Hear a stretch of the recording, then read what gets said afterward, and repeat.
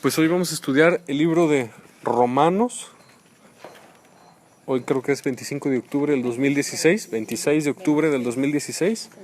Y vamos a estudiar el libro de Romanos para taparle la boca a los calvinistas que creen que la salvación no se pierde, porque eso es mentira, sí se pierde.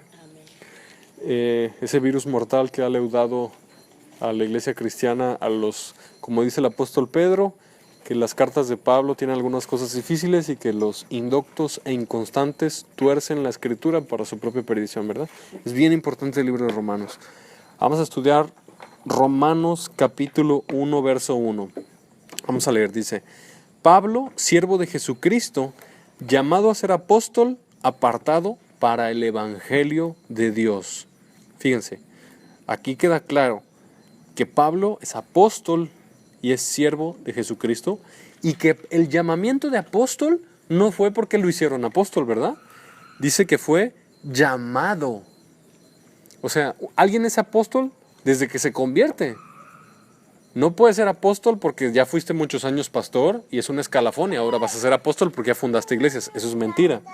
Aquí dice la Escritura que Pablo es siervo de Jesucristo y fue llamado a ser apóstol por Jesucristo. Desde un principio Pablo ya sabía que él iba a ser apóstol, porque Jesús le dijo. Después estudiaremos los requisitos para ser apóstol. Dice aquí que él había prometido antes por sus profetas en las Santas Escrituras. Entonces, vemos que Dios prometió el evangelio desde los profetas. Isaías, ¿sí? Jeremías, Ezequiel. Tú vas a encontrar muchos, incluso en los Salmos, muchos versos que hablan cómo los gentiles se van a gloriar con el pueblo de Dios, que los gentiles iban a ser incluidos dentro del pueblo de Dios. Y Pablo aquí nos recuerda esto, que el evangelio fue anunciado a partir de los apóstoles, pero en los profetas había una sombra, una figura de esto que vendría, que se llama el evangelio, ¿verdad? Dice, acerca de su Hijo, nuestro Señor Jesucristo, que era del linaje de David según la carne, que fue declarado Hijo de Dios con poder, según el Espíritu de Santidad, por la resurrección de entre los muertos. Voy a hacer una pausa. Fíjense, dice que fue declarado Hijo de Dios con poder, según el Espíritu de Santidad, por la resurrección entre los muertos. ¿Eso significa que Jesús fue Hijo de Dios a partir de que resucitó? No. Aquí está un verso ejemplo de cómo hay gente que tuerce la Biblia porque no estudia el contexto completo. Dice prácticamente que el Espíritu Santo declaró hijo con Dios a Jesús por la resurrección de los muertos. Pero la verdadera interpretación es de que la resurrección no hizo hijo de Dios a Jesús. Jesús ya lo era desde toda la eternidad. La resurrección fue una señal, una evidencia manifiesta, clara, de que Jesús es hijo de Dios. Y esa es una señal del Espíritu Santo, porque Jesús fue levantado por el Espíritu Santo, ¿verdad? El Padre levantó al Hijo, el Espíritu Santo levantó al Hijo, pero Jesús se levantó a sí mismo entre los muertos también, porque Dios es uno. Entonces, aquí el verso 4 es un ejemplo claro, ¿no? De gente que tuerce la Biblia, que dice, no, Jesús fue hijo de Dios hasta que resucitó. No es verdad. Es una señal poderosa de quién es el Dios Hijo e Hijo de Dios, ¿verdad? Verso 5. Por quien recibimos la gracia y el apostolado para la obediencia a la fe en todas las naciones por amor de su nombre, ¿verdad? Entonces, el apóstol Pablo dice que él recibió ese llamamiento directo de Jesucristo. Dice que ese llamamiento, ¿para qué es? Ese llamamiento es para anunciar el evangelio de Jesucristo. Y esta gracia que Pablo recibió es de Dios, ¿verdad? Pablo está dando argumentos en su salutación, argumentos fuertes. Y que el mensaje que él trae es para que todas las naciones obedezcan a la fe por amor a Jesús. Es decir, Pablo va a traer un mensaje de que si las naciones se quieren salvar, tienen que obedecerlo. Vemos tanta perla, vemos tanta cosa importante en solamente la salutación. Es bien importante la introducción de un mensaje. Entonces, estamos analizando. Verso 6. Entre las cuales estáis también vosotros llamados a ser de Jesucristo. Pablo se dirige a los romanos, ¿verdad? Y les dice, ustedes también fueron llamados para ser de Jesucristo. A todos los que están en Roma, amados de Dios, sí, Dios los ama, pero Dios los llamó a ser santos. Y eso la gente no entiende. El balance correcto entre que Dios te ama, pero Dios te llamó a que seas santo, ¿verdad? Es el balance perfecto. Gracia y paz a vosotros de Dios nuestro Padre y del Señor Jesucristo. Verso 8. Primero doy gracias a mi Dios mediante Jesucristo con respecto a todos vosotros, de que vuestra fe se divulga por todo el mundo. Bueno, tenemos aquí una evidencia bíblica de que los romanos, la iglesia cristiana en Roma, eran evangelistas, predicaban el evangelio y su fe se divulgaba en todo el mundo. Ellos tenían la característica de que llevaban el evangelio a todas las naciones, bueno, cercanas, aledañas, ¿no? No era una iglesia que se avergonzara del evangelio, ¿verdad? Eso lo dice el apóstol Pablo aquí. Porque testigo me es Dios, a quien sirvo en mi espíritu en el evangelio de su Hijo, de que sin cesar hago mención de vosotros siempre en mis oraciones. El apóstol Pablo intercedía continuamente por los romanos. Y el apóstol Pablo enseña cómo se milita en el evangelio. Se milita en el espíritu y en el evangelio de Jesús, rogando que de alguna manera tenga al fin por la voluntad de Dios un próspero viaje para ir a vosotros, porque deseo veros para comunicarlos algún don espiritual a fin de que seáis confirmados. Entonces, los apóstoles tenían porque ya no hay apóstoles, según las características y requisitos bíblicos para ser apóstol, que Efesios nos dice que los apóstoles eran para la etapa fundacional de la iglesia. Las características de los apóstoles es que tenían la posibilidad de hablar palabras de Dios que iban a ser plasmadas en la Biblia. Pablo dice en 1 Corintios 15 que él es el último apóstol, como un abortivo. Entonces, los apóstoles tenían la característica de que iban y corregían lo deficiente en cuanto a doctrina, en cuanto a comportamiento, etcétera, ¿verdad? Ellos iban a la iglesia, revisaban qué estaban predicando, cómo estaban viviendo, y a veces ni siquiera necesitaban revisar, porque Dios les mostraba en el Espíritu cómo estaba esa iglesia. El apóstol Pablo dice, aunque no estoy con ustedes en cuerpo, pero estoy con ustedes en espíritu, y me regocijo de ver su buen orden. ¿Cómo es posible que Pablo diga eso si Pablo no estaba ahí? Porque Dios le mostraba en el Espíritu cómo se estaban comportando. No sabemos si eran sueños, no sabemos si fue en visión, no sabemos si fue en discernimiento, pero Pablo dice eso.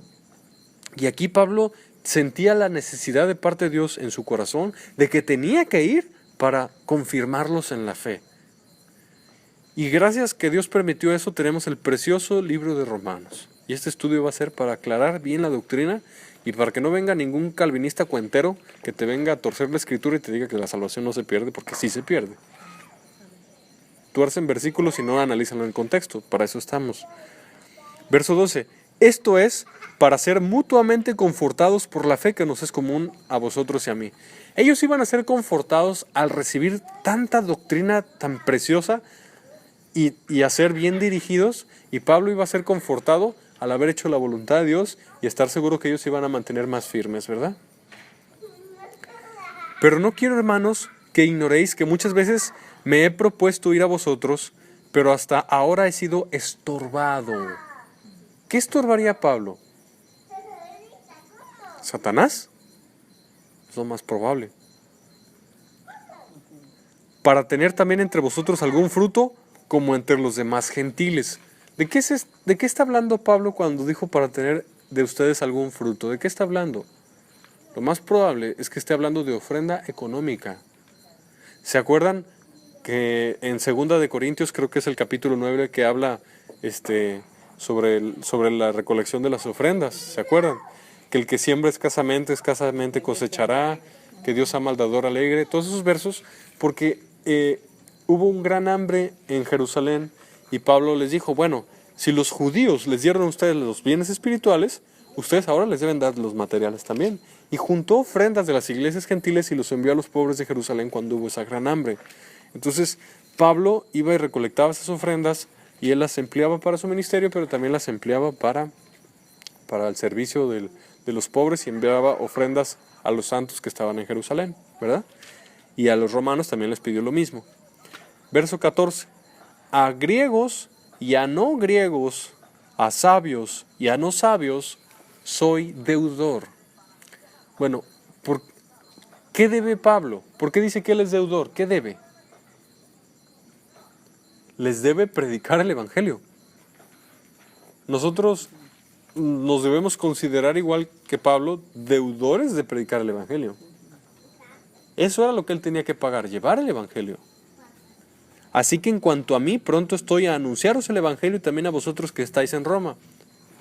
Entonces, Pablo lleva este precioso libro de Romanos a los romanos, y este libro corrige muchísimas cosas deficientes. Y es uno de los libros que han sido más grandemente tergiversados por los millones de los pseudo cristianos, pero que en realidad son discípulos de Juan Calvino. Verso 16. Porque no me avergüenzo del Evangelio. Pablo no se avergüenza del Evangelio, ¿verdad? Porque es poder de Dios para salvación a todo aquel que ¿qué? Que cree. Ese es el fundamento, la fe en el Evangelio de Jesucristo te puede salvar. Dios es el que te salva a través de la fe en este mensaje que Pablo iba a llevar. Entonces Pablo decía, yo no me avergüenzo. Si tú te avergüenzas del Evangelio no lo vas a predicar. Y si no lo predicas, la gente no se va a salvar. La única forma de que la gente se va a salvar del infierno es creyendo y obedeciendo el Evangelio. Si alguien dice, creo el Evangelio, pero no lo obedece, se está engañando a sí mismo y va rumbo a condenación. Aquí el balance correcto es creer y obedecer. Al judío primeramente y también al griego. Porque en el Evangelio la justicia de Dios se revela por fe y para fe. Como está escrito, mas el justo por la fe vivirá. Entonces, eso es un gran choque, porque Pablo es judío, y los judíos creen que para salvarse tienes que guardar los 613 mitzvot, mandamientos. Pero al judío le es un choque impresionante entender que Dios no te acepta en su reino por guardar los mandamientos. Te acepta en su reino por recibir a su Hijo, creer en su Hijo y obedecer a su Hijo. Y en realidad lo que te salva no son tus obras de justicia, es la fe de Jesucristo. Esa fe que tiene poder para quitar tu pecado, tu maldad, y darte vida eterna y darte herencia en el reino de los cielos. Entonces Pablo pone el fundamento. La justicia de Dios, el perdón de Dios, se revela por la fe. Y no solo por la fe, para la fe. Más adelante vamos a entender. Como está escrito, mas el justo por la fe vivirá. Fíjense, esto es clave. Qué bueno que Dios permitió que Pablo dijera esto. Mas el justo por la fe vivirá. Muchos tuercen la Biblia diciendo, ahí dice por fe, y yo tengo fe. Sí, tengo mis pecados ocultos que no me quiero arrepentir, pero tengo fe, entonces me salvo, ¿no? No, ahí dice, el justo. No dice el impío por la fe vivirá, ¿verdad? Dice el justo. Alguien que practica la justicia, ese es el que sí puede ser de fe. No dice el impío por la fe vivirá, ¿verdad? Dice el justo. Quiere decir que no es 100% fe. Hay justicia práctica. Como dice Santiago 2:24. Somos justificados por las obras y no solamente por la fe. Entonces, qué bueno que dice eso ahí. El justo por la fe vivirá. Entonces, si un impío tiene fe, ¿se salva? No. Debe ser justo. ¿Es justificado por la fe de Cristo? Sí, pero también debe ser justo práctico. Si solo es una persona que dice, sí, yo sí creo, pero sigue robando, idolatrando, emborrachándose, diciendo groserías, viendo novelas, etcétera, etcétera, ¿es salvo? El justo por la fe vivirá. Tendrá vida eterna. Entonces, qué bueno que está ese complemento. Si no estuviera ese complemento, cualquiera se agarraba de ahí, ¿verdad? El justo por la fe vivirá. Verso 18.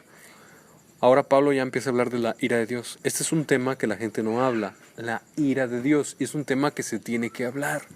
Pero Pablo no sobaba el lomo de nadie. Pablo hablaba la palabra. porque la ira de Dios se revela desde el cielo contra toda impiedad e injusticia de los hombres que detienen con injusticia la verdad. Mucha gente que detiene la verdad. Se enoja cuando predican la verdad y quiere detenerla. El apóstol Pablo, hubo mucha gente que lo quiso detener. Judíos que no recibieron el mensaje de Pablo y que alborotaban a las ciudades para que intentaran matar a Pablo. Pablo huía a otra ciudad y esos judíos iban a la otra ciudad para alborotar al otro pueblo también y intentaron matar a Pablo en la otra ciudad. ¿Sí? Entonces, siempre en la historia ha habido gente que quiere detener la verdad. A los predicadores de sana doctrina son los que más enemigos tienen. Y aquí hay mucha gente en la historia que con injusticia y maldad siempre ha querido detener la verdad. ¿Acaso Juan Bautista no tuvo enemigos? ¿Acaso el Señor Jesucristo no tuvo enemigos? ¿Acaso los apóstoles no tuvieron enemigos? Siempre que tú quieras predicar la verdad vas a tener enemigos que con injusticia te van a intentar frenar. No porque sean tus enemigos, sino porque son enemigos de la verdad. Y aquí el apóstol Pablo enseña que cuando ellos hacen eso, la ira de Dios va a venir sobre ellos. Por eso, verso 19, porque lo que de Dios se conoce les es manifiesto, pues Dios se los manifestó. Entonces, un calvinista que cree que la salvación no se pierde, pero la realidad es que en lo secreto, en lo oculto, está en pecado, ¿cree eso por ignorancia? La Biblia dice aquí, para los incrédulos, que lo que de Dios se conoce les es manifiesto, pues Dios se lo manifestó. Sí lo saben. El calvinista sabe en el fondo de su corazón que la salvación sí se pierde, pero no lo quiere creer. El incrédulo en el fondo de su corazón sabe que Dios sí existe, pero no lo quiere creer. Y la Biblia dice, no van a tener excusa, porque Dios se los manifestó. Y en el día del juicio, Dios va a ser quien se los demandará. No existen los ateos. No existen. Ellos saben. Pero lo quieren negar porque ellos huyen de la luz, porque si vienen a la luz sus obras van a ser manifiestas y ellos no quieren que eso pase. Verso 20, porque las cosas invisibles de Él, su eterno poder y deidad, se hacen claramente visibles desde la creación del mundo, siendo entendidas por medio de las cosas hechas, de modo que no tienen excusa. Hablando un poco de los incrédulos, de los ateos, de los agnósticos, a la Biblia dice que ellos no van a tener excusa. No van a tener excusa. ¿Por qué? Porque Dios les manifestó su gloria a través de las cosas creadas. Por ejemplo, la teoría de la evolución no puede explicar muchas cosas. La teoría de la evolución no puede explicar la aparición de los sexos. La teoría de la evolución no puede explicar el ojo humano.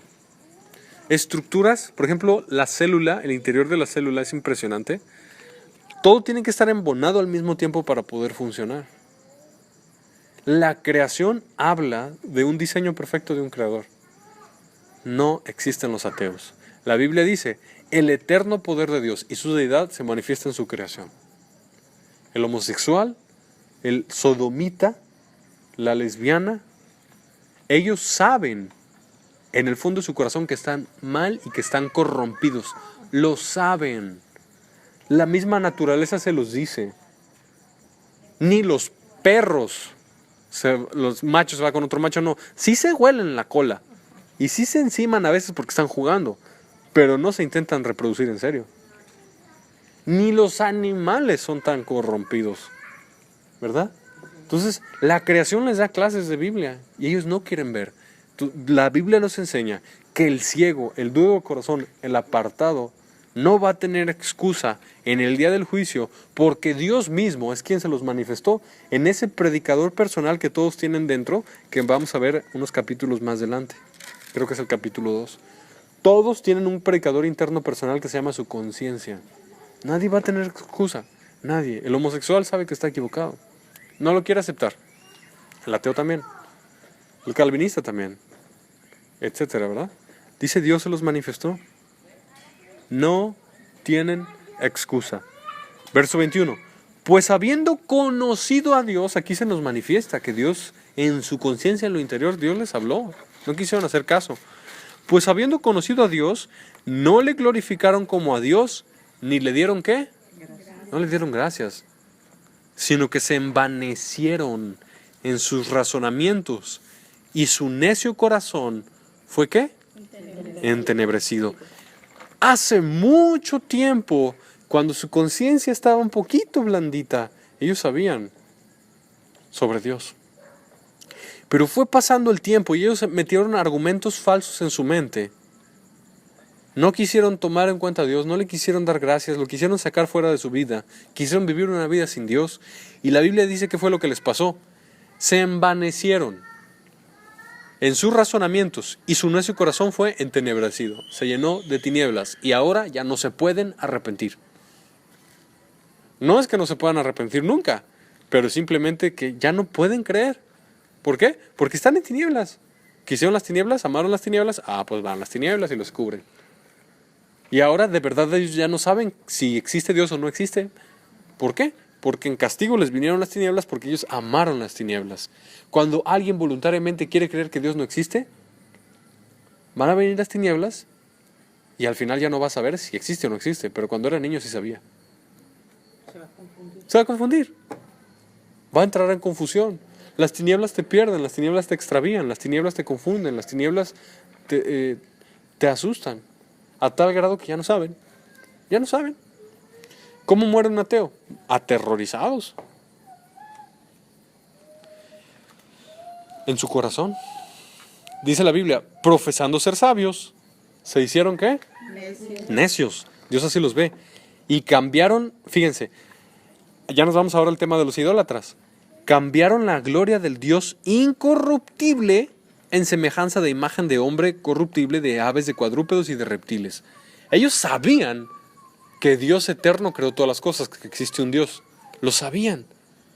Pero como no quisieron buscarlo, darle gracias y darle gloria a ese Dios invisible, bueno, entonces ahora quisieron hacer imágenes. La Biblia nos enseña cuál es la raíz de la idolatría. Es incredulidad.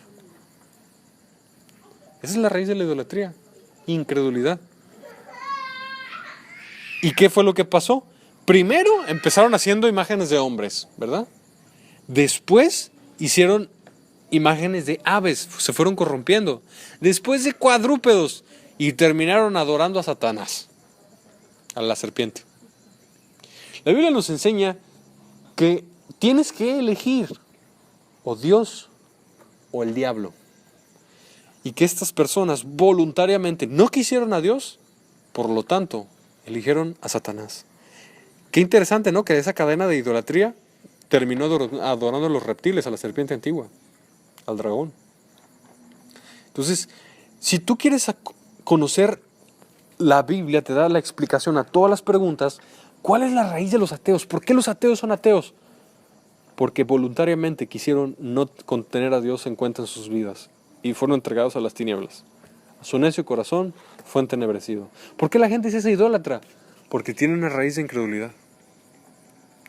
Cuando una mamá de la gran ramera católica le enseña a sus hijos chiquitos a prenderle velas a las estatuas, a prenderle velas a las pinturas, a los crucifijos, el niño sabe en su conciencia que está mal. El niño al principio siente raro, hasta les da miedo. Bueno, pero si su mamá le dice, pero la conciencia de ese niño chiquito le está diciendo que está mal eso. Pero el niño ama más a su mamá que a Dios y no tiene la fuerza para resistir, termina siendo idólatra. Pero el niño en su corazoncito supo que eso no era, porque Dios se lo manifestó. La Biblia enseña, nadie va a tener excusa. Nadie va a tener excusa porque Dios le habla al hombre interior de cada persona y Dios le enseña a las personas y las personas eligen. Las personas eligen. Qué interesante, ¿verdad? La Biblia nos dice la verdadera explicación de todas las cosas y esta es la verdadera explicación. Raíz de incredulidad, raíz de querer hacer a un lado a Dios. ¿Para qué? Para pecar a gusto. Para que nadie te diga nada. Dice aquí, por lo cual también Dios los entregó a la ¿qué? A la inmundicia, no solo a las tinieblas, también a la inmundicia. Muchos de los ateos, muchos de los agnósticos, muchos de los idólatras quieren seguir así porque quieren una excusa para seguir en pecado. Quieren seguir drogándose, fornicando, robando, etcétera, ¿verdad? No vas a ver ningún ateo o ningún idólatra vas a conocer que sea justo. Que diga, no, yo no voy a ver películas feas para no contaminarme. No existen. No vas a ver jamás un ateo que diga, ¿sabes qué? Yo no voy a corromperme viendo esa película porque matan, porque roban. No, al contrario, les gusta. Fueron entregados a eso. No hay santidad ni justicia en sus vidas. Y dice aquí la Biblia, fueron entregados a la inmundicia en las concupiscencias de sus corazones, de modo que deshonraron entre sí sus propios cuerpos. Ya nos hablar ahora de los homosexuales. ¿De dónde salen los homosexuales? Aquí dice la Biblia. Fíjense, verso 25. Ya que cambiaron la verdad de Dios por la mentira, quiere decir que alguna vez tuvieron la verdad de Dios en su corazón. Muy chiquititos tal vez, pero alguna vez tuvieron la verdad de Dios. Y porque ellos voluntariamente cambiaron esta verdad de Dios por la mentira, dice la Biblia, honrando y dando culto a las criaturas antes que al Creador, los idólatras, alguna vez supieron la verdad en su niñez tal vez, el cual es bendito por los siglos, amén. Por esto Dios, ¿quién fue? Dios los entregó a pasiones vergonzosas. Si alguien quiere la idolatría, va a ser entregado a la idolatría. Si alguien quiere la homosexualidad, va a ser entregado a la homosexualidad. Y no va a poder salir. No va a poder salir. ¿Acaso no un hombre cuando va y se mete con otro hombre, no se hace afeminado y se le borra su masculinidad y es bien difícil que la recupere? Se quedan completamente entregados a eso. Su mente se corrompe totalmente. Es bien difícil que ellos tengan su mente un ratito en limpieza, en pureza. Un homosexual no puede tener mucho tiempo su mente sin pensar cosas sexuales. Un homosexual no puede tener mucho tiempo su mente sin tener pensamientos perversos. Fueron entregados a eso. ¿Quieren tinieblas? Órale, las tinieblas te van a reinar. Completamente sumergidos en el lodo. Por esto Dios los entregó a pasiones vergonzosas, pues aún sus mujeres cambiaron el uso natural por el que es contra naturaleza. La naturaleza misma les daba clases. Y ellos cambiaron eso, fueron entregados a eso. Y de igual modo también los hombres, dejando el uso natural de la mujer, se encendieron en su lascivia unos con otros, cometiendo hechos vergonzosos, hombres con hombres, y recibiendo en sí mismos la retribución debida a su extravío. Ahí dice, ¿recibiendo en qué? En sí mismos la retribución debida a su extravío. La Biblia te está enseñando, las enfermedades de transmisión sexual vienen como castigo de Dios por la homosexualidad principalmente. Recibieron en sí mismos la retribución debida a su extravío. ¿Acaso el VIH, el SIDA, no surgió a partir de cuando se empezaron a multiplicar los homosexuales? Te dicen, el SIDA vino de África, de los changos. No es cierto. El SIDA es una plaga, es un juicio de Dios contra la homosexualidad. La sífilis fue un juicio de Dios que salió en Europa por la inmoralidad sexual en ese tiempo. Estoy hablando 1600, 1700, 1800. Las grandes plagas y pandemias sexuales, enfermedades de transmisión sexual, fueron y son castigos de Dios a la humanidad corrompida. Lo dice la Biblia. La Biblia nos da la explicación a todas las cosas. La Biblia es lámpara a nuestros pies y lumbrera a nuestro camino. ¿De dónde salieron esas enfermedades? Son un juicio de Dios.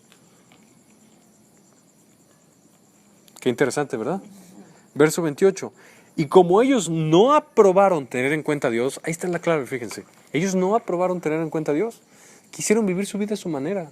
Quisieron hacer lo que a ellos les gusta, decir las palabras que ellos quieren, ver lo que ellos quieren, tener su vida sexual como ellos la quieren. No quieren que Dios los rija ni los gobierne. No quieren que Dios les diga qué hacer. Quieren una vida sirviendo a su carne y sirviendo a Satanás. No quisieron servir a Jesucristo. Ellos voluntariamente no aprobaron tener en cuenta a Dios. Dios los entregó a una mente ¿qué? Reprobada. Su mente está reprobada. No pueden tener pensamientos justos, rectos, limpios, sanos, santos. No pueden. Tienen tendencia mental a lo malo porque fueron entregados a las tinieblas. ¿Quieren tinieblas? Vas a ser entregado a las tinieblas. Si tú te pones a fumar, te vas a ser adicto al tabaco. Si tú te pones a drogarte, te vas a ser adicto a la droga. Si tú te pones a ver pornografía, te vas a ser adicto a la pornografía. Si tú te pones al pecado sexual, te vas a ser adicto al pecado sexual. Y no vas a poder salir. Es espiritual. El pecado esclaviza, Jesús lo enseñó. Todo aquel que peca es esclavo del pecado. Esclavo. Concuerda perfectamente con Romanos. Pero si permanecen en mi palabra, serán verdaderamente mis discípulos y conocerán la verdad y la verdad los hará libres. Jesús te enseña cuál es la clave para ser libre. ¿Cuál es la clave para conocer la verdad y que te haga libre? La clave es, si son verdaderamente mis discípulos, permaneceréis en mi palabra. Esa es la clave. Permanecer en la palabra de Jesús para que te haga libre si tú estás en pecado. Qué interesante, ¿verdad? Dios nos entregó una mente reprobada. ¿Y cómo un homosexual con una mente completamente corrompida, reprobada y entregada a lo malo, quiere adoptar y criar a un niño? Claro que no. Claro que no. Y nuestro gobierno loco quiere hacer eso. Y a medida que nos vayamos acercando al fin de los tiempos, después del arrebatamiento de la iglesia, cuando esté el imperio del anticristo en Europa y después en Jerusalén, pues se va a proclamar la homosexualidad en todo el mundo y los homosexuales van a poder adoptar niños, pobres niños, que Dios tenga misericordia de ellos. Tienen la mente completamente reprobada. Están completamente ajenos y lejanos a lo que Dios quiere. No se dieron cuenta cuán bajo cayeron. Verso 29, fíjense, estando atestados, no llenos, atestados. ¿De toda qué? Injusticia, fornicación, perversidad, avaricia, maldad, llenos de envidia, homicidios, contiendas, engaños y malignidades. Amaron las tinieblas, fueron atestados de tinieblas. ¿Por qué crees que una película mientras más fea le gusta más a la gente? ¿Por qué crees que una película, mientras más escenas de brujería, de escenas sexuales, mientras más robos, mientras más asesinatos, mientras más violencia y sangre tenga la película, más taquillera? ¿Por qué crees? Porque la humanidad fue entregada a las tinieblas, porque la humanidad amó las tinieblas. Esto es interesantísimo, que en la carta de Romanos el apóstol Pablo está enseñando de dónde viene el pecado. ¿Por qué la humanidad está así? ¿De dónde viene la idolatría? ¿De dónde viene la homosexualidad? ¿De dónde viene la incredulidad? ¿De dónde viene todo esto? ¿Por qué la humanidad está así? Porque la humanidad voluntariamente rechazó a Dios. La humanidad decidió vivir una vida sin Dios. Antes de empezar con la doctrina de la fe, la justificación, la salvación, el apóstol Pablo hace una pausa para hablar por qué la humanidad está corrompida. ¿Cuál es el origen de todo esto? Qué interesante, ¿no? Habla sobre el pecado para ver si hay alguien que ya se cansó del pecado, ya aborrece el pecado. Miren, una persona entregada a la pornografía está asqueada, ya no quiere más, está desesperado, quiere salir. Alguien en drogas está desesperado, no aguanta más, se siente débil, se siente asqueroso. Una prostituta se siente sucia, se siente mal. Un borracho se siente horrible, no puede más. Ya se acabó el dinero, ya se destruyó su familia, su salud está destrozada, se siente él inmundo. El pecado te lleva a la miseria. El pecado te lleva a la miseria. Y el apóstol Pablo está predicando a ver si hay alguien que esté cansado de servirle al diablo y ahora quiere servirle a Jesucristo. El pecado te lleva a la miseria. ¿Cuántos ricos en esta ciudad no están presos de las drogas? Yo conozco.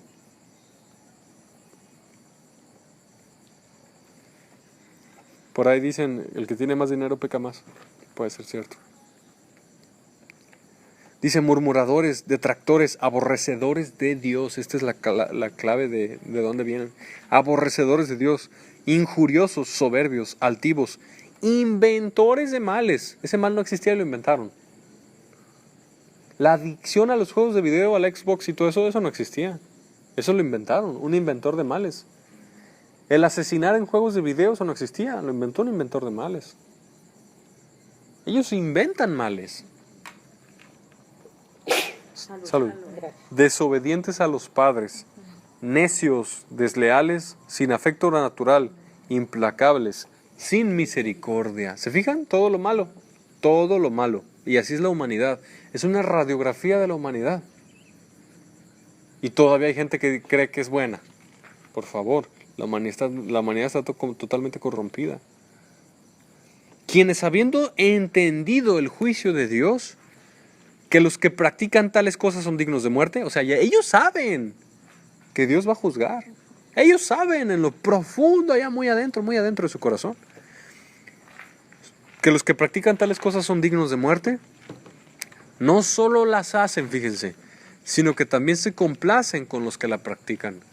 ¿Acaso no son los que van y ofrecen droga? ¿El papá que le da cerveza a su hijo para que tome y lo inicia en el alcoholismo? ¿La mamá que le pone caricaturas y películas de Disney a los hijos para iniciarlos en el satanismo y en la incredulidad? ¿Acaso los homosexuales no se gozan cuando alguien comete pecado sexual? México es un país donde a los mexicanos les gustan mucho los chistes de homosexuales. Eso es pecado. El cristiano no cuenta chistes torcidos, chistes sexuales, nada de eso. Entonces, el apóstol Pablo enseña aquí muy interesante cómo esa es la radiografía de la humanidad. Completamente corrompida, rumbo a condenación. Y el apóstol Pablo lleva este mensaje justo y preciso porque Roma era una ciudad perversa, llena de homosexuales, hacían bacanales, hacían orgías. La Navidad, el arbolito de la Navidad viene porque ahí abajo de los árboles tenían orgías, pecados sexuales. Después Constantino lo introdujo, lo intentó mezclar en el catolicismo, parte de esos ritos falsos, paganos, idólatras. Entonces, si nosotros analizamos todas estas líneas, vamos a comprender el porqué de la rebelión del hombre. No quiere obedecer a Dios, ama la maldad. Y eso es lo que enseña la Biblia. El hombre ama lo malo. Esa es la conclusión. El hombre ama lo malo. Y los cristianos somos personas que antes amábamos lo malo, pero entendimos cuál es la miseria del pecado. Y vino nuestro Señor Jesucristo y por la fe nos hizo libres, ¿verdad? Jesucristo nos sacó de todo esto. ¿Qué seríamos nosotros sin Jesús? Sin su luz preciosa y gloriosa que alumbra nuestro corazón y nos da guía para vivir una vida santa. ¿Qué seríamos sin Jesús? ¿Cuánta gente allá afuera cree que la gente nace homosexual y que Dios ama a los homosexuales y cosas así? ¿Dios ama a los homosexuales? Bueno, si los homosexuales no se arrepienten, va a ir al infierno. Y Dios no quiere que vayan al infierno. Los ama en cuestión de que quiere que se arrepientan. Pero si no se arrepienten, Dios los va a mandar al infierno. Y después al lago de fuego para siempre. Entonces, el cristiano viene de toda esa inmundicia. ¿De dónde te sacó? ¿De la idolatría? ¿De dónde te sacó? ¿De la incredulidad? ¿De dónde te sacó? ¿Del pecado sexual? ¿De dónde te sacó? ¿De las borracheras? ¿De las groserías? ¿De las inmundicias? ¿De las injurias? ¿De las soberbias? ¿De las desobediencias de los padres? ¿De la necedad? Pablo empieza primero a hablar sobre el tema del pecado y ya después, en el capítulo 2, lo vamos a ver después, ya empieza a hablar sobre temas de arrepentimiento y justificación por la fe. Pero se toman casi 3 capítulos para decir, no hay nadie bueno, no hay nadie justo, ni te creas bueno. No hay nadie bueno, no hay nadie justo, solo Dios. La humanidad está corrompida y va rumbo a condenación. Pero retomamos, y termino ya con esto, los versos de Romanos 1, 16 y 17. Porque no me avergüenzo del Evangelio, porque es poder de Dios para salvación a todo aquel que cree, al judío primeramente y también al griego, porque en el Evangelio la justicia de Dios se revela por fe y para fe, como está escrito, mas el justo por la fe vivirá. Este idólatra, este homosexual, este incrédulo, este necio de corazón, cuando vuelve en sí y dice, me arrepiento, voy a obedecer y creer en el Evangelio de Jesucristo, Jesús lo justifica, lo libera, lo saca de la inmundicia, le quita esa mente reprobada, lo saca de eso que lo había entregado al pecado, lo saca de ese estado deplorable y en el fango, le da una vida nueva, le da nueva ropa, le da la mente de Cristo, le pone la mente de Cristo y lo hace nueva criatura, ¿verdad? Entonces, vamos a ver en estos 3 capítulos cómo es ese tema del pecado, el arrepentimiento, un énfasis muy profundo en el pecado y el arrepentimiento. Y los indoctos e inconstantes tuercen romanos porque no ven esto, que antes de venir a la justicia de la fe, primero pasas por el arrepentimiento. Y eso es lo que vamos a estudiar. Gracias, Padre Celestial, por tu amor, porque nos permite, Señor, ver la luz de tu palabra, ver la luz del Evangelio, Señor. Gracias porque tú permitiste esta carta preciosa, Señor, a los romanos, donde se nos revela el Evangelio, donde se nos revela la condición de la humanidad, donde tú nos muestras, Señor, en la mente de Cristo, cómo fue esta rebelión del hombre, por qué fue la rebelión del hombre, pero esa salida que tú le das a toda la humanidad, la única vía de escape de la condenación, que es Jesucristo, es lo que Él hizo en la cruz, es su sangre preciosa y la salvación. Gracias, Padre, por tu amor, por habernos sacado del fango del pecado y habernos llevado, Señor, a la vida en Cristo. En el nombre de Jesús. Amén.